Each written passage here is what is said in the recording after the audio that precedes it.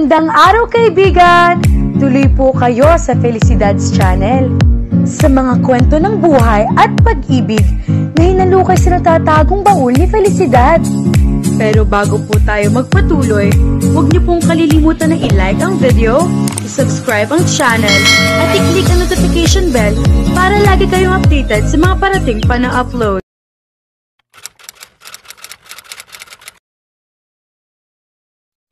Hindi pa man nakikita ni Jade ang mukha ng parating na tao ay nahuhulaan na kaagad niya kung sino ito dahil sa naamoy niyang pabango. Si Mariz Alegre. Magandang hapon, Miss EA. Pwede ko po bang makita si Alan? Kinabahan siya sa matamis na pagkakangiti nito sa kanya dahil naalala niyang huling gawin ng pagkakatingin nito sa kanya sa party ng tito nito. Inaasahan ka niya, ma'am. So nasa appointment book ako? Sa totoo lang, wala ma'am. Katatawag lang ni Sir si intercom at sinabi niyang i-expect ko kayo. Good. Para malaman mo, akin si Alan. Alright, Jade? Jade ang name mo, di ba? Hindi ko kasama sa context ng trabaho ko ang pakialaman ng personal na buhay ng amo ko.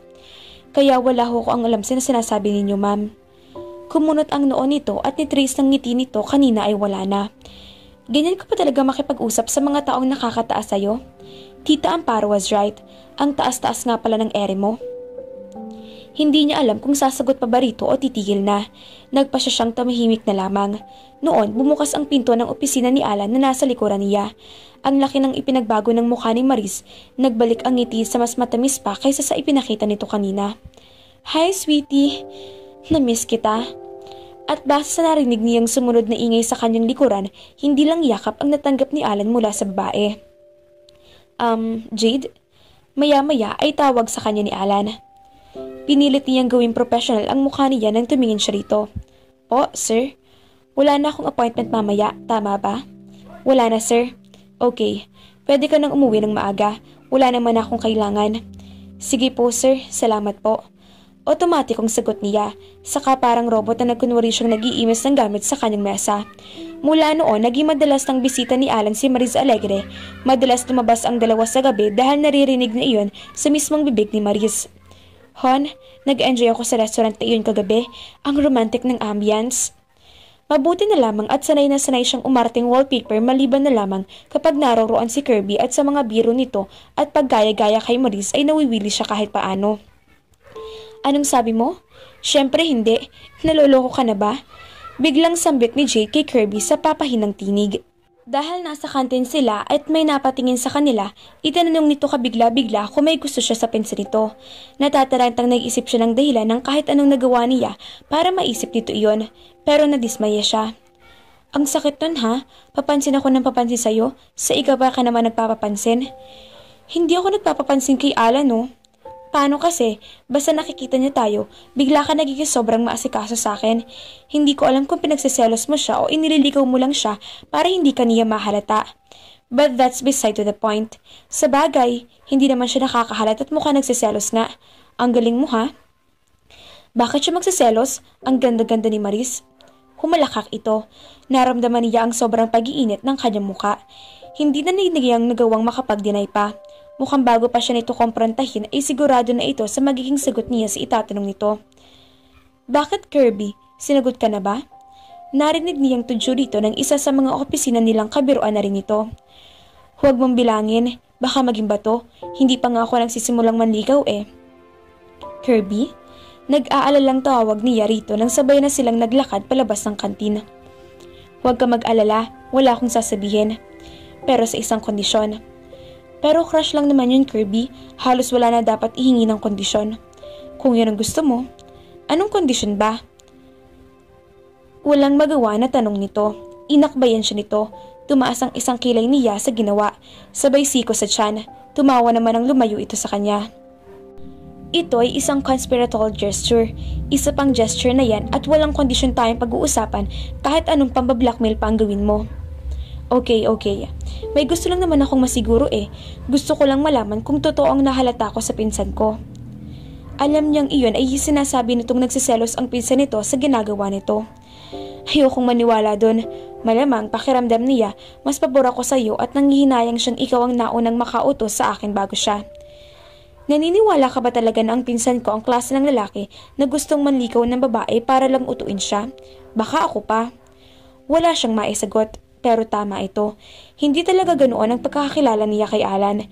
Kahit noong high school pa ito, kahit hindi ito ganoon ka-inlove sa babae ay nagko-commit ito. Alam niya dahil nakikita nila iyon ni Alona. Sa katunayan, isa iyon sa gustong-gusto niya rito. Sa kasamaang palad, alam din niyang hindi siya ang klase ng babae ang seryosong pangangarapin nito at pakakasalan. At siya yung uri ng babae na hindi kailanman nagsettle para sa anuman. Bumalik tayo sa paksa. Ang nag-iisa kong kondisyon ay ang payagan mo kung ligawan ka. Ano? Hindi seryoso. May gusto lang akong patunayan. Kahit mabasad ka. Tagal-tagalan mo naman. Siguro 1 buwan. Kirby, tama ng 1 linggo. Kalokohan na nga yan. Gusto mo pang hikayatin kita. Hindi kalokohan ito. Pangako. Makikinabang ka nga rito eh. Tumataba na nga ako sa mga chocolates mo. Talaga? Hindi halata. Sinisimulan mo na ba? Ewan ko sa'yo. Hindi yata ako masasanay kung ganyan ang gagawin mo. Maniwala ka sa akin, Jade. Magkaibigan tayo, hindi ba? Magtiwala ka sa akin. Wala akong gagawin na isang araw ay makakasira sa pagkakaibigan natin. Napatingin na lang siya dito saka napabuntong hininga. Sinimula na ni Kirby ang panlilikaw nito sa kanya sa sumunod na linggo. Lunes pa lang, nagtungo na ito sa opisina niya na may dala pang roses at chocolates para sa kanya. Sa sumunod na araw ay ganoon din ang ginawa nito.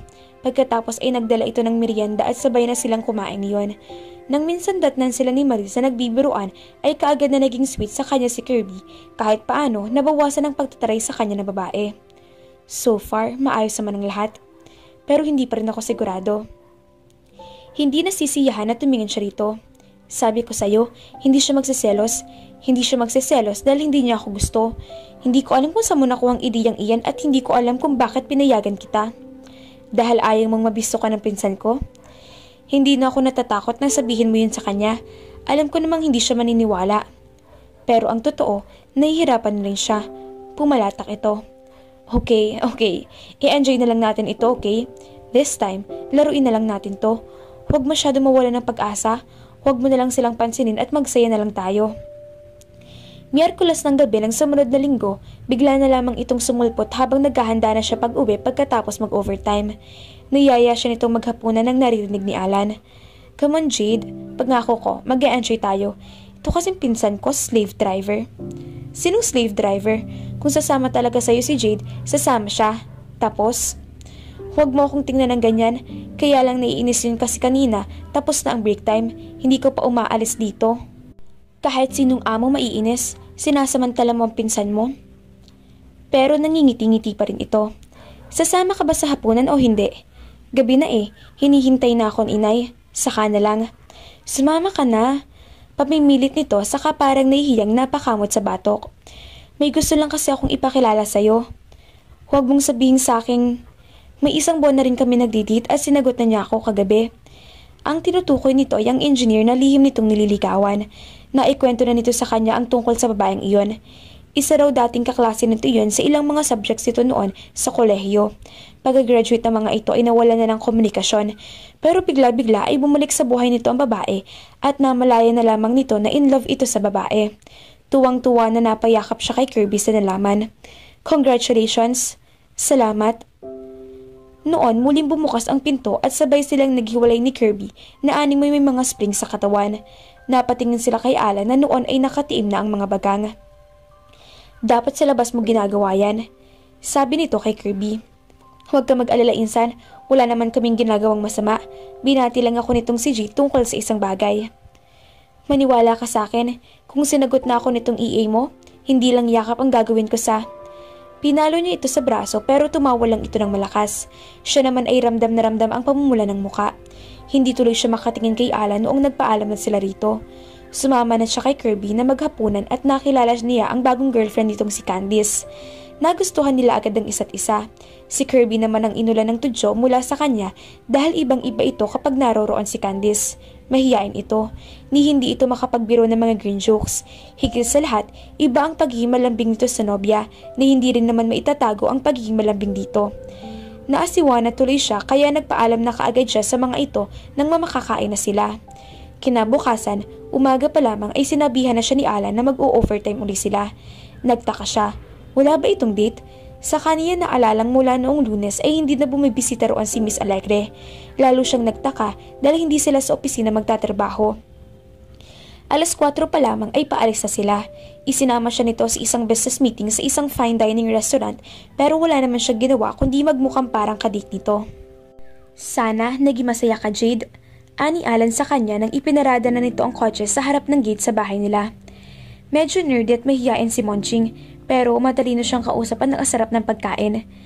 Ang tinukoy nito ay ang ka-business meeting nito. Lihim siyang napangiti.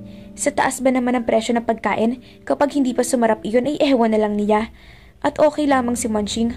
Humanga siya sa katalinuhan nito. Huwag ka mag-alala sir, nag-enjoy ako. Akala ko ba kapag wala tayo sa office, Alan lang itatawag mo sa akin. Pasensya na po, nakalimutan ko. Trabaho pa rin naman kung tutuusin ang hapunan na iyon. Gusto mo ba munang mag-coffee? Salamat. Masiglang bumaba na ito ng sasakyan bago pa siya makaisip ng dahilan para mapigilan ito. Pagpasok sa bahay, nadata nilang nanonood ng TV ang kanyang inay. Nagmano rito si Alan. Hindi niya maipaliwanag ang nararamdaman niyang emosyon habang nakikita niyang binibiro nito ang kanyang inay na para isa itong kinagigiliwang malapit na kamag-anak. Nalilito na talaga siya sa lalaking ito. Hindi na niya alam kung anong kanyang nararamdaman. Nauna siyang magtungo sa kusina at inihanda ang itinitimplang kape. Bakit ba hindi natin naisip na pasalubungan ng nanay mo? Siguro dahil wala naman talaga tayong planong bumaba pa ng sasakyan at magtyaga sa instant coffee lamang ng iyong payak na empleyada. Totoo ba yan? Ang alin? Na ganyan ka ba ang tingin mo sa sarili mo? Alam mo kung gaano ka kahalaga sa akin, Jade. Hindi ako mabubuhay sa opisina kung wala ka. Mandali mo ako mapapaltan kung gugustuhin mo lang. Bakit mo naman naisip na gusto kitang palitan? Hindi ko alam kung anong nasa isip mo, Alan. Sinasabi ko lang kung anong pwedeng mangyari. Hindi mo iniisip na mag-resign, di ba? Hindi. Talaga?